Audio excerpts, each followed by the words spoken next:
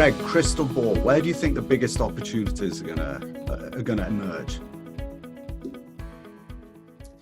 So the low-hanging fruit that everyone's talking about is obviously hospitality and retail.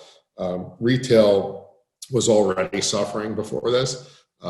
So we as a firm, have a strong conviction that the retail landscape is going to be forever, and let's classify forever as kind of the next decade, change. We think it's going to look a lot different than it did 60 or 90 days ago. So retail, for sure, again, was already enduring pain to begin with. Hospitality, hotels were doing well, 2018, 2019. 2020 was expected to be a generally flat year.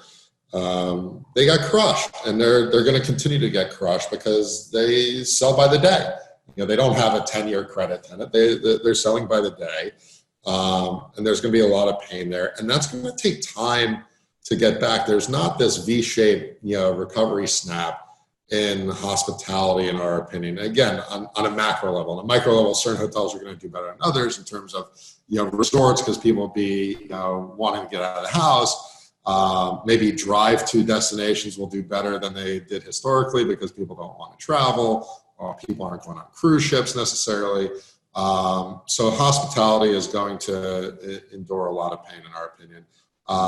But we think that the pandemic and the impact of the pandemic on commercial real estate is generally asset class agnostic, with the exception of last mile distribution for guys like Amazon and stuff like that. It's going to impact everyone just to certain degrees. We don't know what office space requirements are going to look like for companies, and there's actually good arguments to have on both sides, which is there's hey, a bunch of our people could actually work from home, so we need less.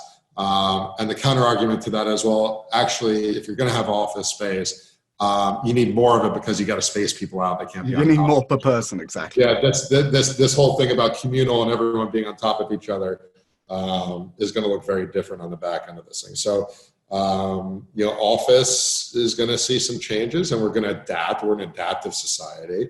And multifamily is historically the safest asset class. We believe it still will be the safest asset class. But there was a lot of froth in that space where it had become heavily commoditized. Mm-hmm. And people were building or buying to return on cost margins that just we didn't find compelling.